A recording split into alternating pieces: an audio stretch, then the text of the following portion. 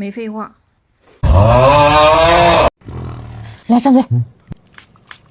終於安靜了。如果你也是啊，你家老公呼噜聲特別大，你真的可以試一試它。之前我是耳塞塞一下就行了，没想到有一天晚上他突然间就这樣了，呼吸不上来了。我们就赶緊的去看了一下，原来是叫呼吸暫停。我睡不好无所謂，關鍵是啊，真的影響到他健康了，真的很危險。怪不得黃磊上綜藝的時候他都要帶着呼吸機。我當時還特意的查了一下，就是因為呼吸道狹窄，從而呼吸不順暢，就晚上睡覺前噴個幾下在嘴巴裡或者鼻腔裡都行。它就是通過潤滑和軟化黏膜，保持了黏膜的濕潤，減少了空氣的阻力，它自然就安靜了。關鍵啊，它是有備案的期限號，我才敢放心每天都給它用。一開始啊，呼吸機我也想過，但是又貴又不方便翻身，這個我當時真的就是抱着試一試的心態買的。現在我終於能安安靜靜一覺到天亮了。而且分房真的很影響感情，如果跟我老公一樣，呼嚕声很大又很胖的，又經常這樣，我真的強烈推薦你們拍3瓶，按照周期性來，嘴巴跟鼻子就分開用，這樣也乾淨衛生一點吧。這個真的就是花小錢辦大事。我老公真的不打呼了，今天晚上不用讓他去客房睡了。我发现啊，还得是这个谢字号的止鼾噴霧。其實之前吧，我也以為他打呼嚕是因為睡眠姿勢不好，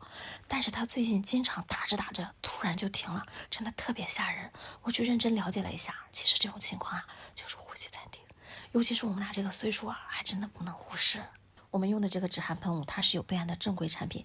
你像我們打呼嚕，就是因為這個通道變窄、呼吸不暢造成的。它的原理啊，就是通過潤滑和軟化黏膜，保持黏膜濕潤，降低上呼吸道阻力，以改善呼吸受阻情況，減輕或消除打鼾症狀的。我們現在每天晚上睡覺之前都會自覺的噴一噴，仁和大品牌的，裡面的成分也很溫和，咱用着也很放心。關鍵啊，它還是這個級別的，跟我之前買的那些什麼密嘴貼片破鼻器相比，完全不是一個 level 的。但是用的時候要注意啊，不管你是噴在鼻子裡還是噴在嘴巴裡，一定要多噴幾下，要讓它這個液體包裹住我們這個黏膜呀，效果才更好。如果你已經是打呼嚕好多年的，你直接去充它那個3瓶的一個小周期，堅持打卡。天天躺下就開始豬叫。這啥呀？止鼾噴霧啊！要是跟我妹一樣，天天睡覺跟打雷似的，吵得我根本就睡不好。吃的貼的我都給她試過很多，可沒過幾天又開始打雷。後來我閨蜜給我推薦了這個仁和液體止鼾噴霧，我看它是謝字號的，資質備案也全都有，而且這個成分呀也很溫和，你就每天睡覺給它噴一點到鼻子裡，冰冰涼涼的很舒服。你看它現在真的沒聲了。其實打鼾就是這塊通道狹窄引起的呼吸不暢，它這個就是潤滑軟化這裡的黏膜，聲音越大就感受的越明顯。你要是跟我一樣有點呼聲根本沒法睡的，真的建議你們拍3瓶，按它的周期來用。牛叫式打鼾噴一下，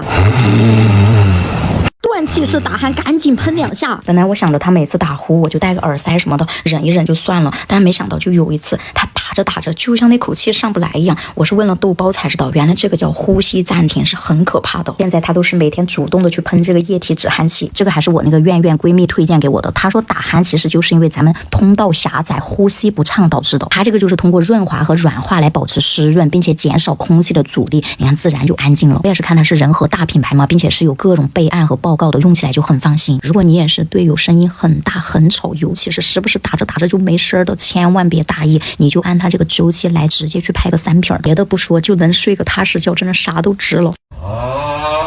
半夜鼾聲如雷，早晨起來口苦口乾的，給你們推薦仁和的這款液體止鼾器，它是針對打鼾連續研發的多重止鼾成分，深入咽部，從而改善打鼾的情況，在家就能調理，是國家藥監局備了案的正規產品。它這裡面擁有這5大成分，原理是通過潤滑和軟化咽部黏膜，保持黏膜濕潤，降低上呼吸道阻力，從而改善呼吸的受阻情況，減輕或者是消除打鼾的症狀。用的時候你就往後一仰，連續噴個2-3下。具體的點開詳情頁看看，如果跟詳情頁一樣，用它就不會錯。